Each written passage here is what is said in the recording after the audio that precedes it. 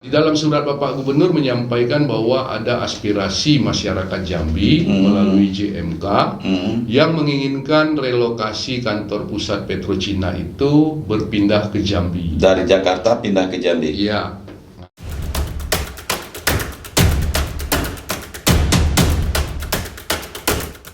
Assalamualaikum warahmatullahi wabarakatuh. Salam sejahtera buat kita semua. Saudara, jumpa lagi dengan interview podcastnya Bang Dori.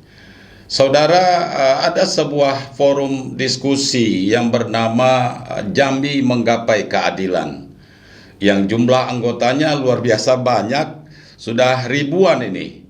Dan mereka terdiri dari berbagai macam unsur, mulai dari akademisi, politisi, ada aktivis, ada pengusaha, pejabat birokrat, bahkan jurnalis. Terakhir katanya supir batubara pun ada juga. Nah, ini luar biasa. Dan hadir saat ini Om Kocu kita panggil, Uco Pardede yang pakai jenggot, dan Bung Piet Haryadi. Nah, dua orang ini adalah dedengkotnya ini. Ini sebagai jubir JMK yang begitu banyak sudah melakukan kegiatan-kegiatan diskusi di berbagai macam forum. Dan banyak hal yang mereka bahas. Dan hari ini kita akan kulik, kita akan sidang orang berdua ini kan. Apa saja yang dia buat untuk Jambi ini sehingga menjadi heboh forum ini kan. Ini dia Presidium JMK, Jambi Menggapai Keadilan. Terima kasih Bung Piet, Om Kocu yang sudah berkenan hadir di studio kita yang sangat sederhana ini. Hari ini kita akan berbincang-bincang diskusi tentang JMK. Nah, sebelum kita lebih jauh ini berbicara apa yang tengah dilakukan oleh JMK sekarang, tentu tidak semua masyarakat Jambi tahu apa itu JMK. Nah, mungkin dari Om Piet dulu atau siapa dulu, silahkan jelaskan apa itu JMK. Silakan. Baik, terima kasih. Assalamualaikum warahmatullahi wabarakatuh. Selamat pagi, salam sejahtera untuk kita semua. Terima kasih Bang Hodori, senior saya yang telah mengundang ke studio dalam kegiatan diskusi atau interview soal JMK.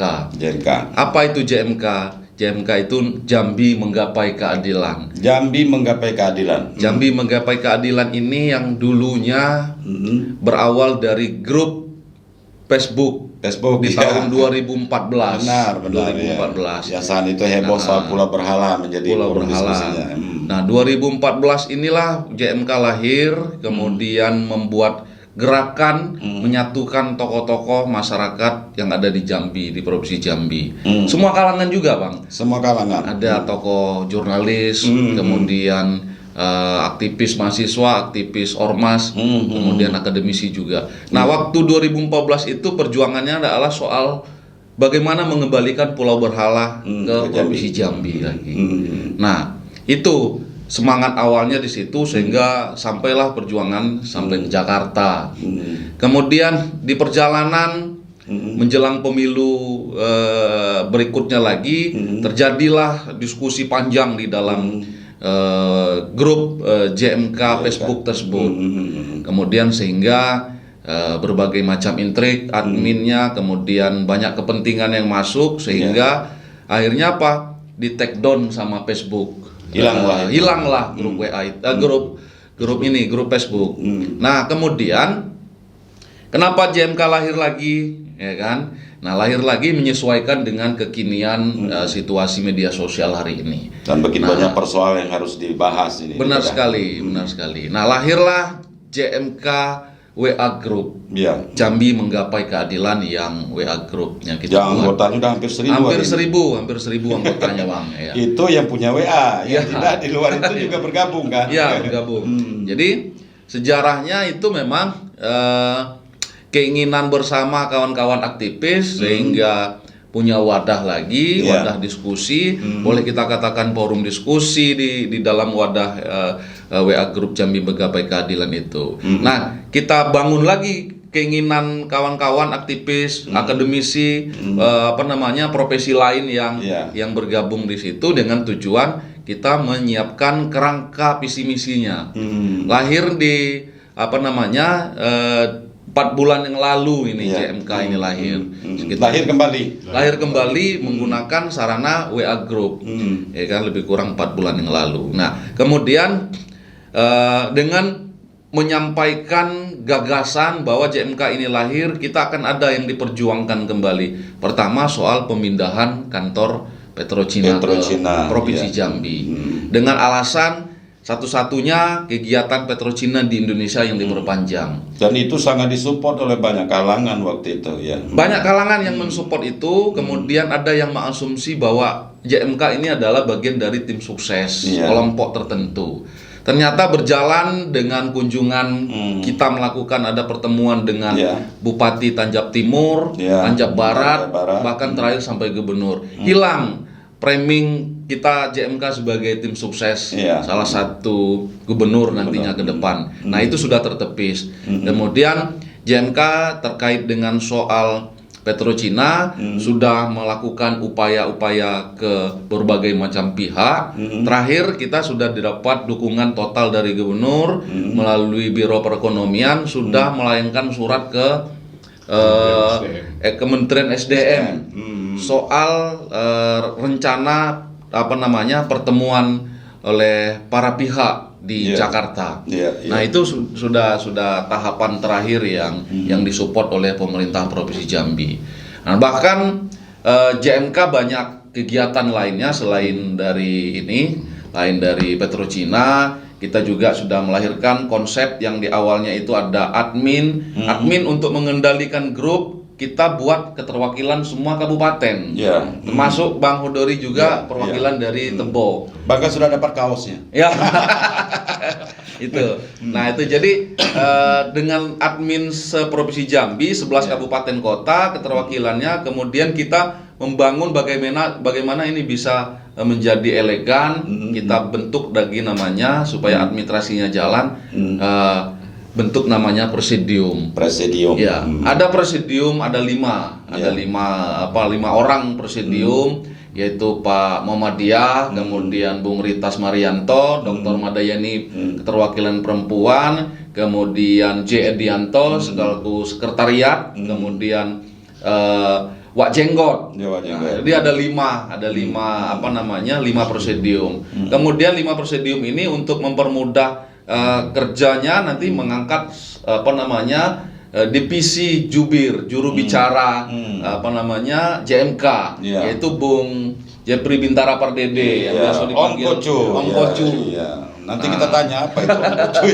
Ya kan? Nah, jadi biar terorganisir dengan baik, banyaklah masyarakat menyampaikan bahwa ini perlu diakta-notariskan. Oh, gitu. Ya kan? Bermacam-macam komunitas menginginkan itu, tapi kita dipermanenkan. Setelah kita komunikasi dengan penasehat kita, orang sesepuh kita, Bang Usman Ermulan, mantan Bupati Tanjung Jabung Barat, mantan DPR RI 3 periode.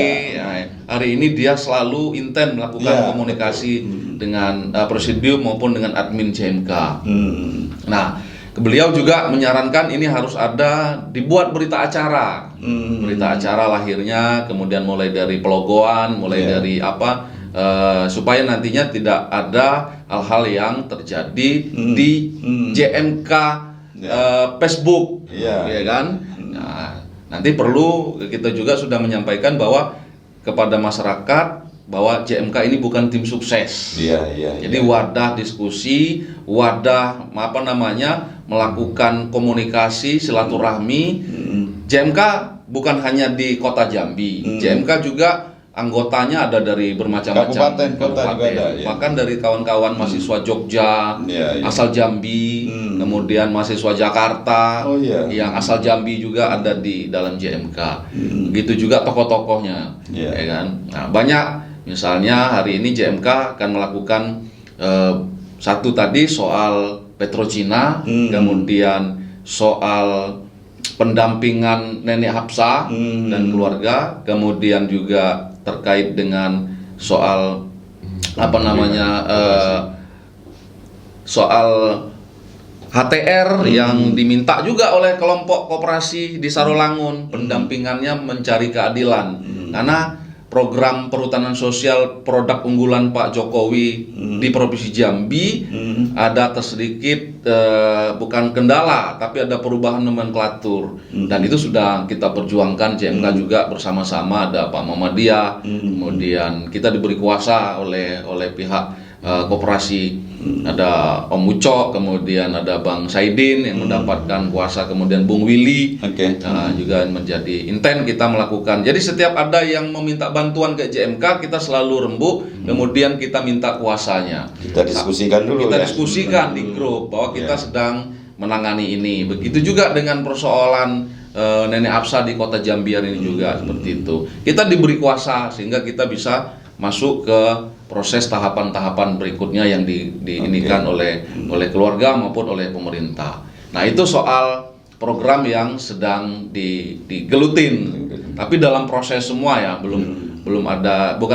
titik terang, belum ada hasil karena kita masih dalam proses semuanya. Ini itu dulu Bang Hodori. Sebelum ke Om Kocu ini, saya sedikit mau koreksi narasinya tentang Jambi menggapai keadilan. Kenapa tidak mencari keadilan misalnya? Menggapai ini sangat jauh ini. Apa memang istilah itu sudah terlanjur dibuat seperti itu lalu dipertahankan, atau memang ada sesuatu? Karena begitu sulitnya mencari keadilan di Jambi sampai menggapai-gapai. Jadi memang banyak yang menginikan soal menggapai itu. Ada yang mengusulkan Jambi mencapai.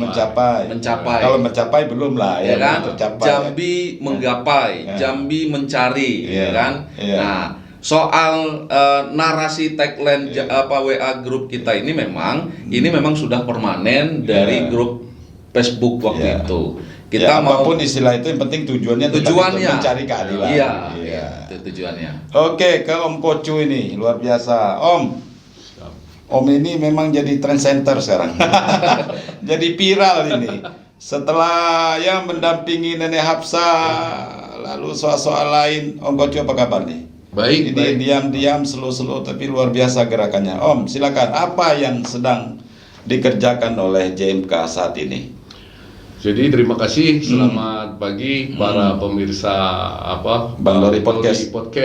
Nah, terima kasih juga Bang Dori, kita sudah diundang dari JMK di sini. Jadi langsung saja mungkin Bang Dori. Saya kebetulan diberi kepercayaan sama kawan-kawan JMK sebagai juru bicara terkait apa yang persoalan, pembahasan dan pengendali juga diskusi di dalam grup JMK itu sendiri. Jadi mungkin di sini yang mau kita sampaikan kepada kawan-kawan bahwa JMK itu memang bekerjanya adalah harus melaporkan. Melaporkan kepada presidium, melaporkan kepada sesepuh Bang Usman. Jadi mungkin berangkat dari situlah kita akhirnya ya punya satu kesatuan solidaritas yang muncul. Jadi semangatnya itu sama. Nah, jadi terkait memang apa persoalan-persoalan yang menjadi program kerja JMK itu memang adalah sudah merupakan suatu kesatuan dalam musyawarah yang sudah diambil para presidium dan sesepuh. Nah, jadi mungkin yang bisa disampaikan terkait persoalan Petro itu sudah disampaikan oleh Pak Viet tadi bahwa persoalannya sudah sampai ke tingkat Bapak Gubernur menyurati Kementerian SDM. Apa itu? Isinya apa? Jadi yang menjadi aspirasi itu apa? Di dalam surat Bapak Gubernur menyampaikan bahwa ada aspirasi masyarakat Jambi melalui JMK yang menginginkan relokasi kantor pusat Petrocina itu berpindah ke Jambi. Dari Jakarta pindah ke Jambi. Iya. Nah, dari Jakarta pindah ke Jambi, di mana keinginan kita ya. Keinginan kita JMK menyuarakan itu. Kenapa kita menyuarakan itu? Juga kita sudah menggali informasi kepada semua pihak, termasuk kita mendiskusikan ini bersama Profesor Helmi Ganta, di mana waktu itu Dekan Fakultas Hukum Unja. Beliau memaparkan ada aturan-aturan yang memungkinkan kantor pusat Petrocina itu bisa. Ada alasan hukum yuridisnya, ada alasan lain lah yang lebih pas. Betul. Nah, terus gimana hasilnya sekarang? Perkembangannya? Ya sampai hari ini itu tadi Bapak Gubernur sudah menyurati, ya kan, sama juga Bapak Bupati, dua bupati yang Tanjung Jabung Timur, Tanjung Jabung Barat, sudah juga menyampaikan satu suara dengan JMK terkait keinginan relokasi kantor pusat Petrocina itu. Nah, jadi posisinya sampai hari ini beberapa pihak Bang Dori sudah memang ikut membantu dan menyuarakan. Apa alasan mendasar sehingga kantor Petrocina harus pindah ke Jambi? Ya, alasan-alasan yang mendasar itu sepertinya nanti bisa disampaikan oleh Pak Fiat lah terkait apa alasannya. Mungkin di sini saya menceritakan sedikit sudah sampai di mana, ya kan, suara JMK ini berproses. Setelah Bapak Gubernur menyampaikan surat, ada janji dari Bapak Bupati Tanjab Timur yang akan memfasilitasi kita bertemu para pihak. Di sini para pihaknya adalah Petrocina dan SKK Migas. Nah, mungkin dalam waktu dekat, ya kan, proses itu akan terrealisasi, difasilitasi oleh terrealisasi pertemuan maksudnya. Jadi suara kita ini sampai kepada para pihak langsung. Ya kan, yang berkepentingan Petrocina dan SKK Migas. Nah, itu baru juga itu bisa kita dapatkan informasi setelah lama. Betul yang disampaikan Pak Fiat bahwa proses ini masih berjalan. Nah, di samping lagi berkembang setelah kita menyuarakan relokasi kantor pusat Petrocina, kita juga hari ini sedang mendorong percepatan PI 100%. Partisipasi 10%. Partisipasi interest 10% sesuai dengan amanat peraturan Menteri SDM. Itu kalau itu terrealisasi Bang Hodori, itu Provinsi Jambi BUMD-nya bisa mendapatkan 18 miliar satu bulan. Nah itu, cuman sekarang ini semua masih berproses dan kita JMK mengawal itu. Luar biasa ini kalau memang tercapai. Tentu masyarakat kita ingin tahu, terserah ya jawab nanti siapa. Apa faedahnya ketika kantor besar Petrochina itu, kita tahu itu sebuah pertambangan minyak bumi yang besar sekarang di Jambi, dan katanya dia cuma punya lahan area di Jambi, area tambangnya. Apa manfaatnya ketika itu memang harus di Jambi dan tidak di Jambi seperti sekarang? Silakan. Jadi izin Pak Jubir ya, tersoal manfaat kalau kantor Petrocina ada di Jambi. Manfaatnya adalah pertama, karyawan yang non teknis itu yang bekerja di kantor itu seharusnya kan sudah bisa diprioritaskan jebolan-jebolan Unja, jebolan Umbari, jebolan Uin, daerah lain lah ya. Nah, hari ini kan itu yang harus clear. Supaya apa? Sarjana ekonomi Provinsi Jambi sudah banyak. Sarjana pertambangan juga banyak. Tapi masih banyak pertambangan ini soal batu bara. Kalau soal sarjana ekonomi akuntansinya juga sudah cukup banyak.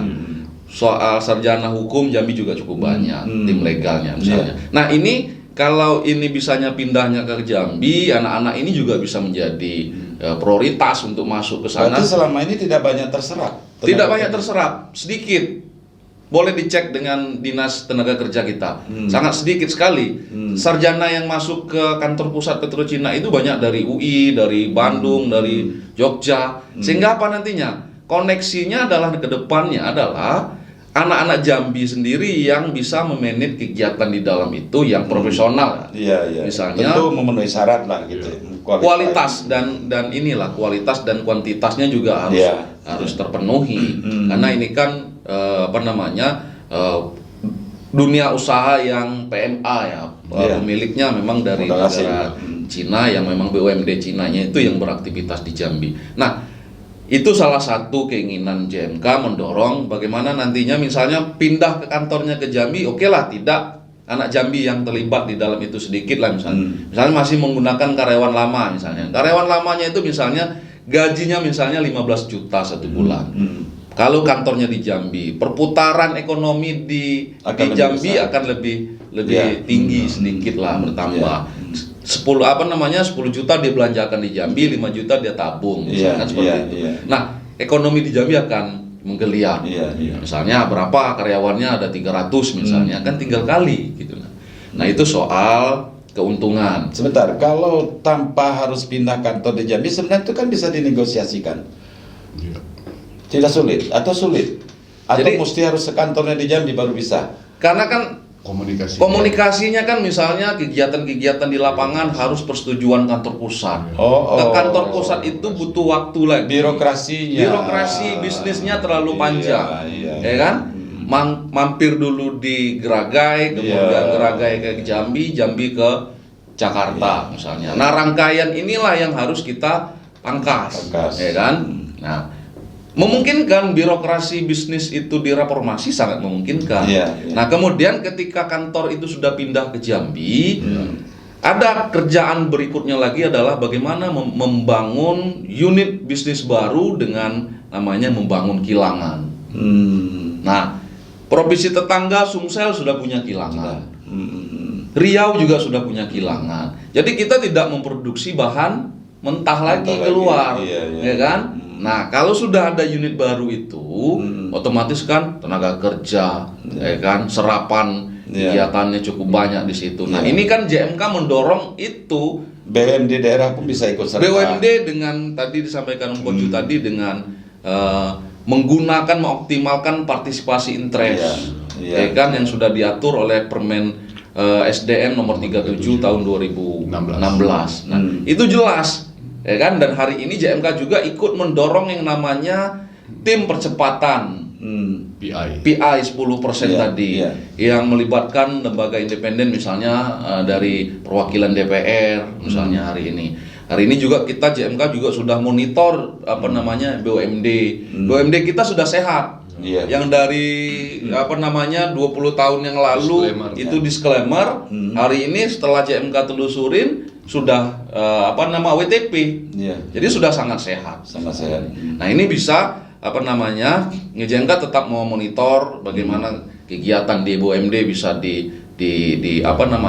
dilakukan dengan profesional. Kemudian inilah kegiatan yang hari ini JMK lakukan. Selain keinginan masyarakat banyak di dalam beberapa diskusi di WA Group itu, nah ini yang menjadi prioritas utama perjuangan ya, Pak. Dan poin penting terkait proses partisipasi interest ini memerlukan adalah kesepakatan para kepala daerah.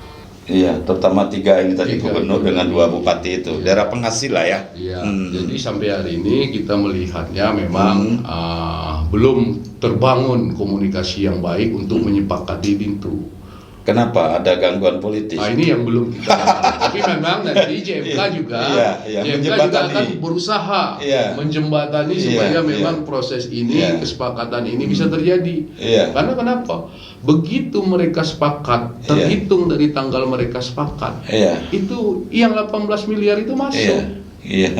Jadi kalau ini disepakatinya semakin mundur, kalikan Pak, 18 M sebulan Pak. Benar. Rugi sekali kita. Nah, ini juga yang menjadi fokus kita lah. Kemarin juga sudah ada komunikasi terkait pengawalan kita di dalam percepatan PI ini. Nah, jadi itu terkait PI. Ketika JMK melontarkan persoalan PetroChina, maka masyarakat begitu terbelangah gitu kan. Terkaget-kaget, ternyata banyak sekali persoalan di PetroChina yang ada di Jambi saat ini. Di mata JMK ini, kalau bisa dikoreksi, bagaimana kinerja PetroChina selama ini di mata JMK? Terserah dari sudut mana. Jadi tingkat partisipasi atau responnya ke masyarakat, kegiatan sosialnya, termasuk tadi merekrutmen tenaga kerja. Bahkan terakhir kasusnya itu masalah kecelakaan kerja, sehingga PetroChina tahun ini tidak lagi dapat penghargaan K3 dari pemerintah. Nah, bisa dong kita mengkritik ini, kan gitu. Jadi mungkin Bang Dori, kan dari apa yang kita suarakan keinginan untuk merelokasi kantor itu, kita datangi para pihak kepala daerah. Akhirnya juga kita menemukan itu. ya kan? Seperti contohnya waktu kita ke Tanjab Barat, Iya. ya kan? Langsung kok Bupati yang menyampaikan, tidak ada satupun kontraktor Petrocina, termasuk subkontraktornya, terdaftar di dalam pemerintahan Kabupaten Tanjab Barat. Dari luar semua. Dari luar semua, itu yang disampaikan oleh Pak Bupati. Iya. Nah, itulah temuan kita. Temuan kita lagi, teman kita sendiri tergabung di dalam WA Group JMK Iya. sebagai kontraktor sub di Petrocina. Kontraktor sub. Subkon ya. Subkon, dia menyampaikan bahwa dia mendapatkan subkontrak, contoh Ya. 170 juta. Ini contoh ya. Dia mendapatkan kontrak sub 170 juta. Padahal kontrak besarnya itu 370 juta yang didapat oleh perusahaan luar. Dia mengerjakan dengan kontrak sub 170 juta, itu sudah beruntung. Iya. Artinya ada yang menguap kepada pelaku usaha di luar provinsi Jambi akibat dari yaitu tadi Tidak keterbukaan itu tadi. tidak keterbukaan semua. Jadi mungkin ya harapan kita ketika Atau nanti- mungkin orang Petrochina sendiri, orang dalam yang bermain. ya ini seperti Tidak disampaikan, berbagi-bagi lah kue ini. seperti disampaikan Bu Iya. Biet tadi, ketika orang-orang di dalam Petro itu sendiri bukanlah dari universitas-universitas Iya, yang ada iya, di provinsi Jambi, ya pastinya kan dia koleganya keluar. Iya. Tapi kalau ketika nanti itu sudah berkantor di Jambi dan anak-anak Unja pada Umbari mengisi dari Job penting di situ lah. job penting di dalam Petro itu kan akhirnya kan dia koleganya kan pelaku usaha lokal sendiri. Betul. Nah, jadi itu mungkin manfaat kita menyuarakan ini nantinya ketika benar Petrocina mau kantor pusatnya berpindah ke Provinsi Jambi. Dan itu masih manfaat. terus diperjuangkan. Terus. Andai kata ini, kalau Petrochina tidak bersedia, ada enggak upaya-upaya lain? Jadi kita akan coba melakukan Karena ini kan atas nama masyarakat ini. Iya, iya, Kepentingannya untuk Jambi, Iya. gitu kan. Bukan untuk kepentingan JMK, gitu Betul. kan. Manfaatnya nanti ya Jambi, gitu kan. ya. Jadi kan proses yang sedang berjalan ini kan cukup panjang dan JMK hari ini kan tidak akan mengambil gerakan yang gegabah lah. Iya, gitu kan. Di dalam grup JMK nanti kita akan sampaikan juga kita harus seperti apa ke depannya. Jadi rencana kita itu memang tahapan yang mau kita lakukan ke depan itu kita kepingin ketemu dulu bagaimana caranya. Kita minta sarana yang ada di pemerintah hari ini, misalnya kepala daerah Tanjab Barat, gubernur. Kalau memang gubernur bisa mempertemukan kita dengan pengambil kebijakan di Petrocina, syukur, ya kan. Kalau Bupati Tanjab Timur juga bisa mempertemukan kita juga syukur, misalnya. Kawan-kawan JMK sudah pernah belum ketemu dengan pihak Petrochina? Belum ada. Belum. Kita belum ada. Tapi katanya ada pihak-pihak tertentu yang sudah menjalin komunikasi di tubuh JMK sendiri.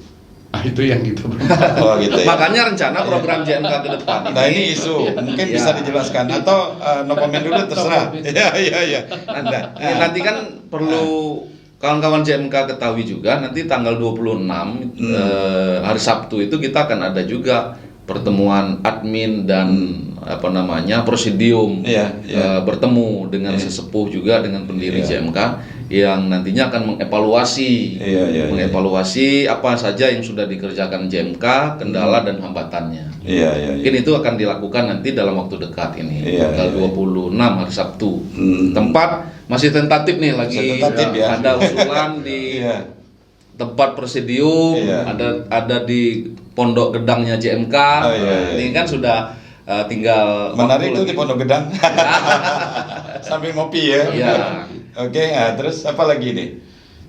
Soal itu tadi memang tidak menutup kemungkinan lah pendekatan-pendekatan yang dilakukan oleh Petrocina melalui orang-orang yang mungkin dikenal itu sah-sah saja lah. Tapi pada intinya juga JMK adalah wadah yang hari ini memang kita profesional. Kita setiap surat menyurat harus diketahui dengan presidium. Kita tidak berani juga keluar dari zona itu. Kita tidak mau disangkakan oleh publik memanfaatkan forum yang besar ini untuk kepentingan pribadi, kelompok dan lain-lain sebagainya. Kita mau menghilangkan stempel itu. Oke.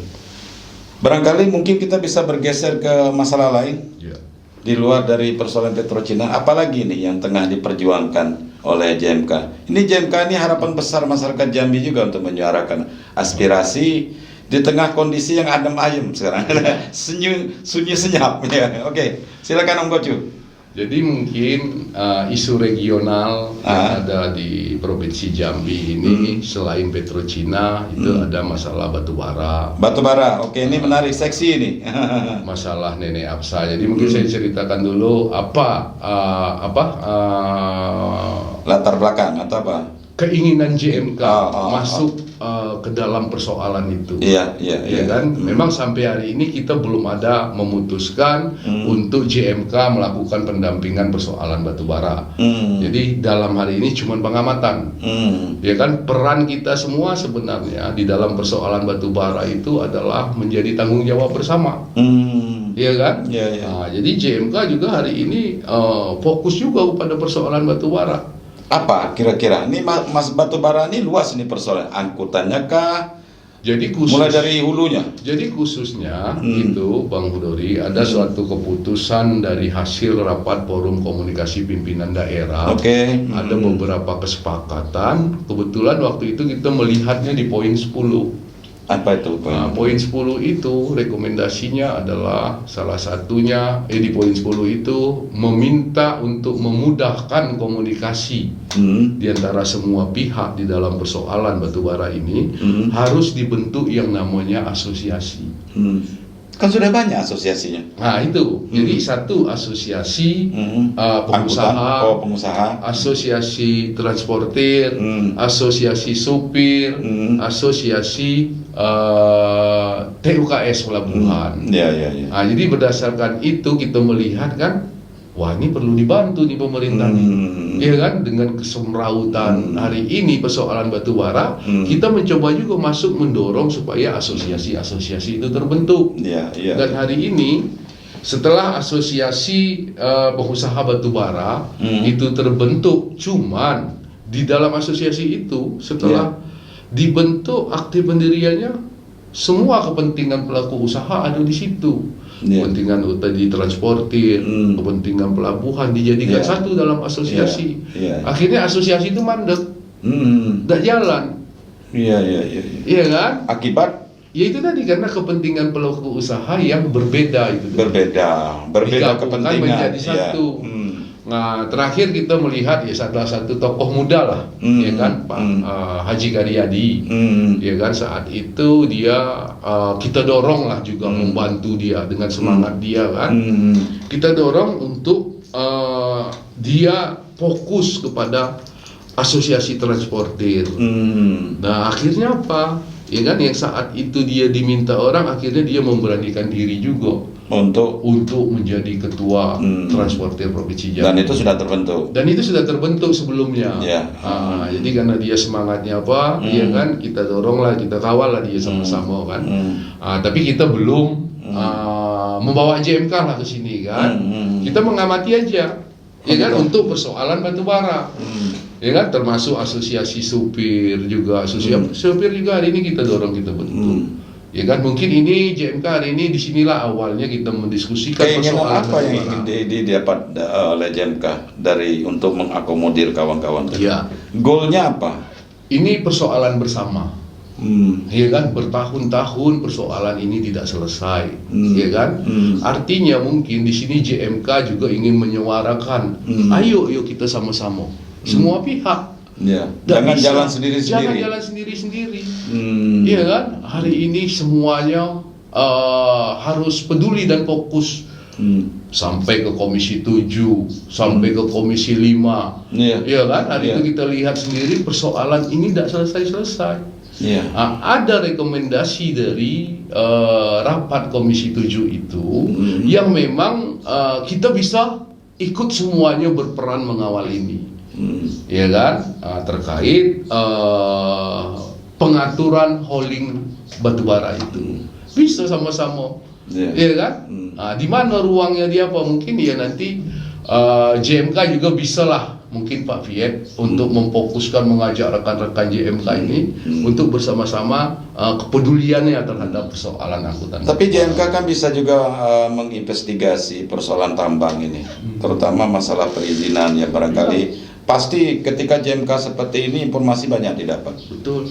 Katanya ada juga tambang ilegal. Ini kan perlu dibenahi. Betul. Ada angkutan transportasi yang tidak terdaftar segala macam ini itu, sehingga terus-menerus menimbulkan kesembrautan. Nah, ini gimana nih Pak Piat?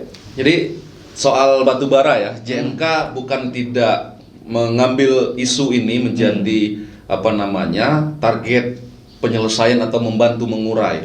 Tapi hari ini JMK sudah melihat kegelisahan soalnya gubernur juga sudah melakukan tahapan-tahapan keinginan untuk menyelesaikan persoalan. Bukan kewalahan gubernur bukan ya? Sudah ada proses Bang. Gubernur hari ini sudah membentuk yang namanya Satgas yang terdiri dari bermacam komponen pemerintah di situ. Ada dari TNI, dari Polri, kan dari Kejaksaan misalnya gitu. Nah, kemudian sudah dibentuk Satgas dan kemudian sudah melahirkan beberapa instrumen yang mengatur yang dikeluarkan oleh gubernur kita, mulai dari SE, ada 2 SE, 1 instruksi. Nah, kemudian benar disampaikan Pak Ucok tadi itu soal penguatan organisasi yang terlibat dalam holding batubara, mulai dari hulu sampai ke hilir. Nah, ini perlu dikuatkan memang.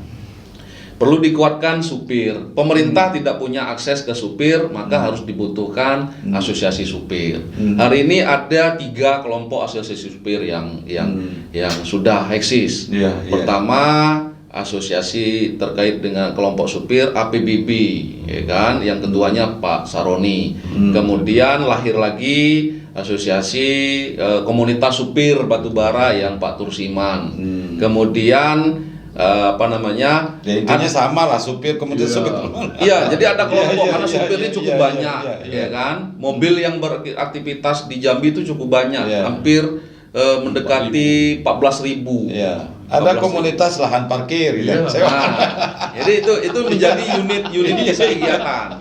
Jadi ngambil keuntungan semua ya.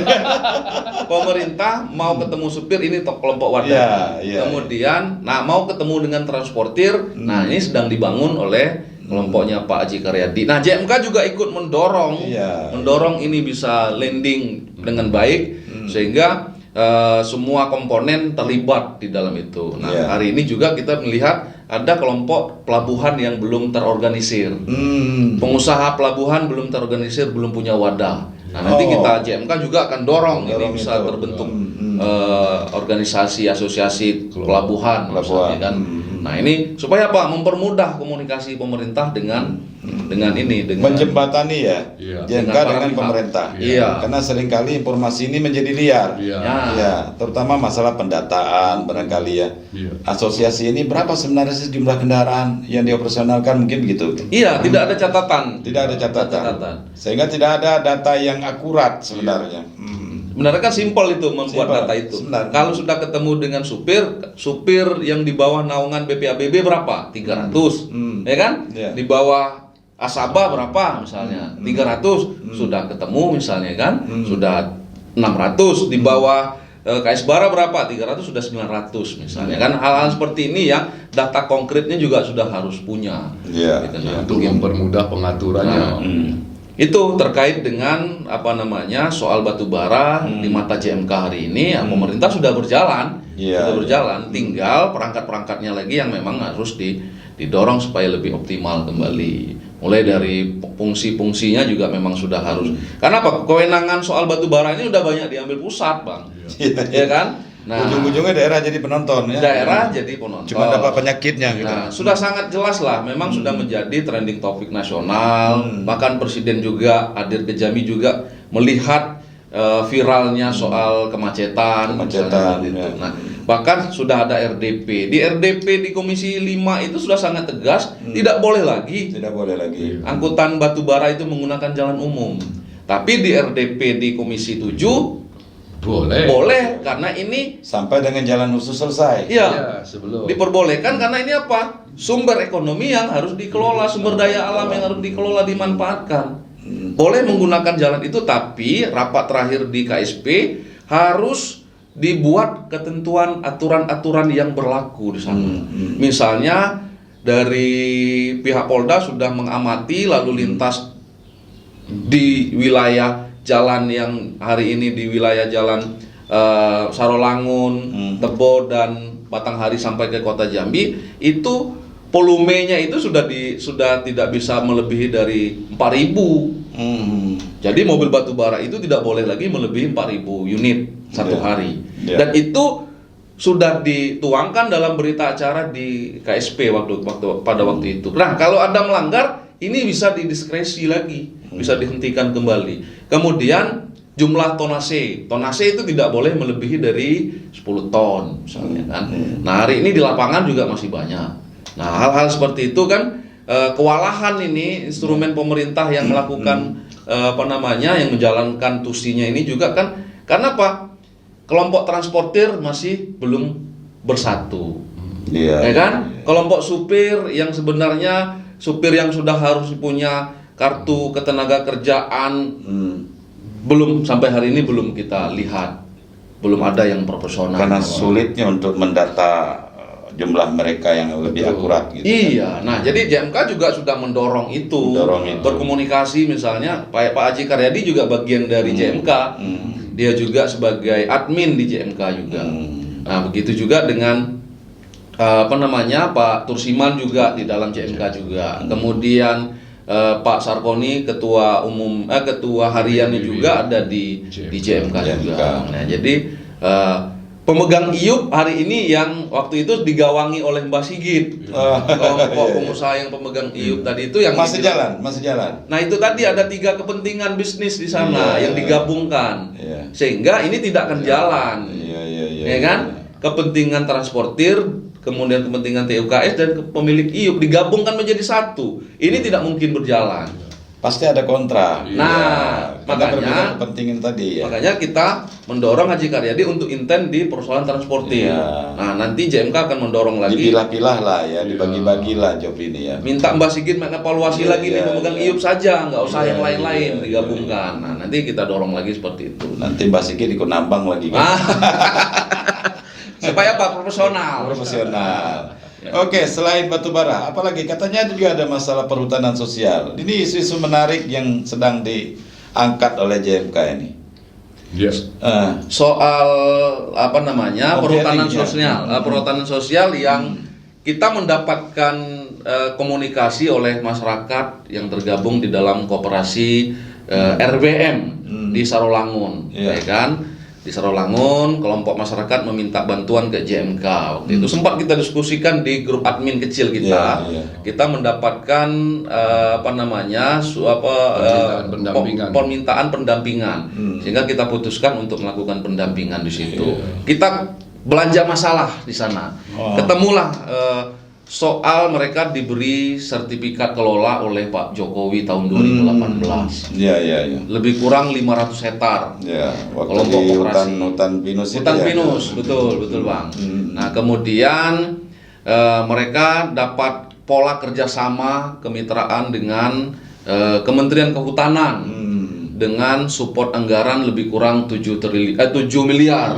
7 miliar ini pola pertama yang dilakukan dengan menghutankan kembali areal itu dengan kegiatan penanaman sengon.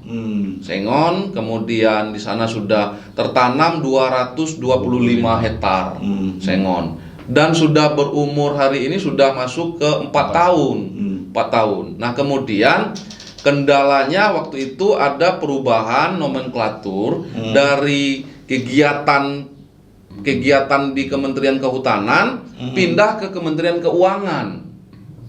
Nah, inilah menjadi kendala soal distribusi tahap berikutnya lagi. Ini kan sudah distribusi yang dijanjikan itu kerjasamanya ada 7 miliar, baru tersampaikan baru sekitar 4 miliar sekian.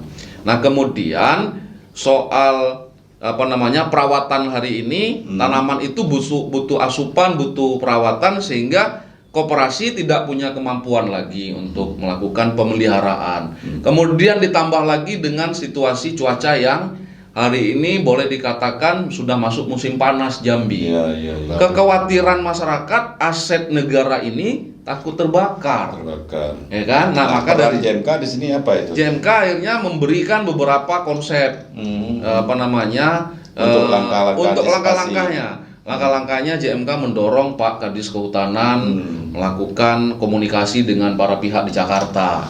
Syukur-syukur sudah dikomunikasikan dengan, kalau yang soal di Kementerian Kehutanan pada prinsipnya sudah landing nih, sudah tidak persoalan lagi. Kemudian di Kementerian Keuangan. Nah, Kementerian Keuangan juga kawan-kawan JMK melalui kuasanya sudah berkomunikasi dengan pihak yang membidangi, yaitu BPDLH yang khusus menangani bidang kerjasama itu. Nah, kemungkinan di dalam bulan Agustus ini akan kelanjutan komunikasinya akan ada titik terang. Yaitu Dan soal mungkin yang mesti disampaikan kepada kawan-kawan JMK bahwa terkait program perhutanan tersebut, kita juga mendapatkan informasi dari Bapak Kadis Kehutanan bahwa program ini adalah program yang sukses dan nantinya mungkin bisa dibawa untuk dipamerkan di Gelora Bung Karno. Program unggulan Presiden Jokowi di bidang kehutanan, perhutanan sosial ya. Iya, itu kita mendapatkan informasi bahwa ini bagus. Jadi pihak dinas kehutanan juga sudah melihat ini bahwa ini persoalan ini ya memang harus dibantu, ya kan? Dan berpotensi dia untuk ikut dipamerkan. Jadi kita juga sudah menyurati termasuk pihak DPR, kawan-kawan di DPR, kita sudah sampaikan nih untuk supaya juga kita bisa fokus ke sini. Di samping ada persoalan yang harus diluruskan oleh kawan-kawan JMK, tapi ada juga ruang bahwa ini bisa dipamerkan, ya kan, karena keberhasilannya untuk ikut dipamerkan di Gelora Bung Karno. Jadi mungkin Gubernur dan Pak Ketua DPR melalui Dinas Kehutanan hari ini juga sudah boleh juga nih melihat ini program, iya kan? Kapan diagendakan pameran tersebut? Ya nantinya mungkin bisa kita pertanyakan kepada Bapak Kadis Kehutanan. Baik, barangkali materi terakhir ini, karena kalau kita gali setiap persoalan ini panjang ini durasinya. Dan mungkin tidak selesai satu hari kita bahas. Tadi menyinggung masalah Nenek Hapsah. Nah ini Om Kocu ini jadi trending topik, sempat viral juga ini. Perkembangannya sampai hari ini di mana, Om? Iya. Apa yang sudah diinisiasi dilakukan sekarang? Tentu untuk kepentingan supremasi hukum dan pembelaan hak-hak masyarakat, gitu, rakyat kecil. Jadi mungkin di sini ini juga harus fokus juga kita sampaikan kepada para pihak semuanya, kenapa JMK berada di dalam kasus Nenek Hapsah. Iya kan? Kenapa biar jangan nanti timbul pikiran kemana-mana, ke politik lagi, menjadi liar kan. Jadi mungkin sedikit kita menceritakan bahwa kenapa JMK bisa hadir ke sana, itu berangkatnya dari ngopi di warung kopi. Hari itu kita ngopi di warung kopi, kebetulan ada teman dari media pusat mengajak kita ke sana. Ya kan? Kita sudah melihat tuh di video-video itu hari itu, ya kan? Kita sudah setelah melihat. Cucu Nenek Hapsah viral. Iya, kita sudah melihat. Dan ya itu juga dugaan kita, dugaan saya sendirilah hari itu bahwa ini ada orang di belakang, ya kan, yang ngajarin, yang bermain itu. Pikiran kita seperti itu. Karena berangkat dari situ kita ingin mengecek langsung, ya kan, kita ingin melihat langsung dan bertemu pada Saripah. Akhirnya kita pergi ke sana. Ternyata sampai di sana ya itu tadi kita merinding. Memang anak itu anak pintar, anak apa. Dan kita melihat tidak ada memang orang di belakangnya. Jadi berangkat dari situlah kita datang dan memang berjalannya proses-proses semuanya, akhirnya kita diminta untuk menjadi kuasa, ya kan? Sampai diminta untuk jadi kuasa. Ya, oleh pihak oleh Nenek Absa. pihak keluarga. Nah, tapi itu persoalan kuasa ini sebenarnya khusus untuk persoalan antara Nenek Absa dan perusahaan. Jadi ada 4 persoalan. Bukan menghubunginya dengan pemerintah. Iya. Jadi persoalan pertama adalah substansi persoalan antara Nenek Absa dan perusahaan. Persoalan kedua adalah saripah yang dilaporkan oleh pemerintah kota. Ini sudah selesai dan berdamai, ya kan? Persoalan ketiga itu adalah persoalan antara saripah melaporkan DBCPR. Udah itu selesai. juga masih berproses. Oh, masih proses. Katanya udah damai? Enggak. Itu masih laporan pihak yang kita tahu ya, dari masih perkembangan yang disampaikan itu kan, hasil perkembangan dari proses yang dilaporkan.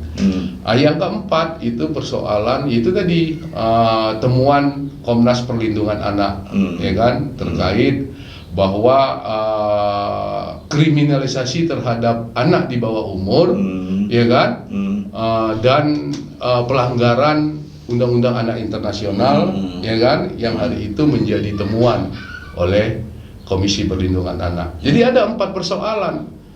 Nah, jadi untuk JMK ini persoalan Nenek Absa dan perusahaan. Nah, sampai di mana itu sekarang? Jadi sampai hari ini kita Substansi persoalan kan masalah ganti rugi ini kan. benar. Jadi sampai hari ini sudah dilaksanakan rapat-rapat oleh tim yang dibentuk oleh pemerintah kota. Dalam hal ini tim itu bernama Tim Fasilitasi Penyelesaian Nenek Absa dan PT RPSL. Nah, beberapa kali rapat sudah dilakukan, dibentuk 3 tim, ya kan, di dalam kerangka kerjanya. 1, subtim pengkajian aspek legalitas perusahaan. Subtim 1. Subtim 2 itu tim pengkajian aspek kerugian dan perjuangan Nenek Absa. Yang ketiga itu tim penegakan hukum. Ya kan, saya kebetulan berdua beliau, Om Piet ini berada di tim 2. Jadi di tim 2 ini sudah beberapa kali melakukan rapat yang akhirnya hari ini perusahaan akan mau membeli aset Nenek Absa, mau membayar kerugian perjuangan Nenek Absa, tapi dengan syarat harus ada bukti kwitansi dan biaya biaya upah, biaya beli material, dan biaya-biaya lainnya lah ya. Sesuai dengan kaidah akuntansi. Jadi itu yang diinginkan perusahaan. Dan itu tidak bisa terpenuhi oleh pihak keluarga. Tidak bisa terpenuhi. Ya sulit ya juga. Kan? Sulit terpenuhi. Tapi pihak keluarga punya dokumentasi yang menurut kita itu bisa memperkuat apa yang sudah menjadi tuntutan dari pihak keluarga. Nah, jadi prosesnya sudah sampai di situ. Ya. Dan terakhir kita juga sudah meminta kepada Bapak Gubernur, ya kan, untuk membantu menyelesaikan persoalan ini. Ikut membantu. Ya, kemarin kita juga sudah dipanggil Bapak Gubernur, ya kan, bertemu Pak Piet, saya juga sudah dikasih juga lah langkah-langkahnya untuk membantu pemerintah provinsi merespon dengan apa yang sudah kita surati kepada Bapak Gubernur. Tambahan mungkin Om Piet. Baik. Oke, sedikit. Saya tambahkan soal perkembangan penanganan Nenek Absa oleh CMK. Jadi CMK juga mendapatkan mandat kuasa itu dari keluarga itu, ada Pak Jepri, saya sendiri, Pak Muhammad Dia, Pak Adian Teguh, kemudian ada Pak Saidin Sianipar. Ada 5 yang diberi hak kuasa oleh Nenek Absa keluarganya untuk membantu perjuangan mencari keadilan. Keadilan di mata JMK ini kan harus mendapatkan oleh pihak keluarga, harus didapatkan oleh pihak keluarga. Kemudian dalam proses yang sedang berlangsung hari ini disampaikan Om Kocu itu adalah DPR Kota Jambi sudah merespon dengan melakukan RTP dan menghasilkan sebuah rekomendasi pembentukan tim fasilitasi tadi. Yang ketuanya langsung Pak Asisten 1, Pak Fahmi. Nah, Sudah ada rapat tim sub 1, sub 2, kemudian sudah banyak diceritakan oleh Pak Jepri tadi itu soal keinginan pihak perusahaan menyelesaikan persoalan Nenek Absa dan pihak perusahaan sudah terpenuhi dengan mereka menyiapkan pernyataan surat resmi di atas materai. Bentuk kesungguh-sungguhan mereka, keseriusan mereka untuk menyelesaikan masalah itu ditandatangani oleh Dirut langsung PT RSPLL itu. Nah, kemudian ini kan sudah ada kemajuan nih. Titik temunya sudah ketemu nih awalnya. Nah, kemudian proses yang sedang berjalan hari ini adalah pihak keluarga sudah menyampaikan ini loh kerugian Nenek Absa selama tahun 2013 sampai 2023 ada 10 tahun nih perjuangannya. Rumah rusak, sumur dipindahkan, perbaikan lain-lainnya sehingga perjuangan sampai ke Jakarta sehingga ada angka yang diklasifikasi kerugian material dan kerugian immaterial. Jadi kerugian immaterial dan material ini dijadikan satu. Nah, ini sudah disampaikan ke pihak tim melalui Pak Asisten 1 Sekda Kota Jambi dan kepada pihak perusahaan. Dimintalah waktu itu dalam rapat itu juga perusahaan untuk menanggapin. Ya kan? Nah, kemudian rapat berikutnya lagi perusahaan menanggapin bahwa perusahaan meminta mau memenuhi permintaan itu, tapi dengan syarat harus ada kaidah akuntansinya berupa kwitansi pengeluaran. Nah, itu yang tidak terpenuhi sama pihak keluarga. Kemudian keluarga memberikan dokumentasi berupa foto, video, kerusakan rumah, perjuangan sampai ke Jakarta gitu. Nah, sehingga bukti peminjaman orang tuanya di rekening bank, salah satu bank. Ada totalnya juga ratusan juta misalnya seperti itu ya. Nah, itu yang bisa dibuktikan, yang bisa ditunjukkan kepada tim. Nah, kemudian tidak ketemu lagi di dalam rapat itu dan akhirnya apa? Pihak perusahaan membuat meminta dibuat berita acara, pihak perusahaan mau membeli rumah itu. Oh, gitu ya. Mau membeli rumah dan tanah itu. Kemudian karena ini makin panjang, pihak kuasa Nenek Absa meminta dihadirkan anggota DPR yang di dalam tim itu juga. Dan kemudian Pak Sekda selaku pemberi penanggung jawab tim itu untuk dihadirkan. Oke, cukup ya diskusi kita hari ini. Cukup. Rasanya Terima kasih banyak. sudah cukup panjang lebar ini. Nanti di lain kesempatan kita akan diskusi lagi, fokus ke satu persoalan dari berbagai macam masalah yang kita kemukakan tadi. Dan luar biasanya ya JMK hari ini belum ada sponsor kali. Bekerja sendiri ya, berdarah-darah sendiri, berkeringat sendiri gitu kan, demi untuk kepentingan masyarakat banyak.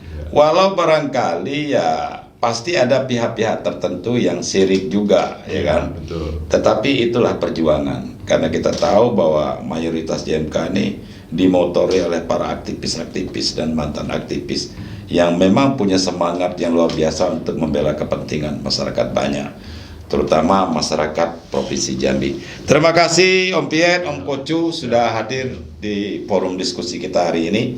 Mudah-mudahan apa yang kita bicarakan tadi ada manfaatnya bagi masyarakat. Kalau ada salah, ada keliru, ya mau dimaafkan dan dibuang saja itu ke tong sampah. Petik saja yang positif-positifnya saja. Terima kasih. See you di video. Assalamualaikum warahmatullahi wabarakatuh. Jangan lupa subscribe. Om Kocu. Dori TV oke. Makin oke Dori TV. Jangan lupa like and subscribe. Terutama Siap. anggota JMK semuanya ini. Oh iya. Ini nanti kita share ke grup.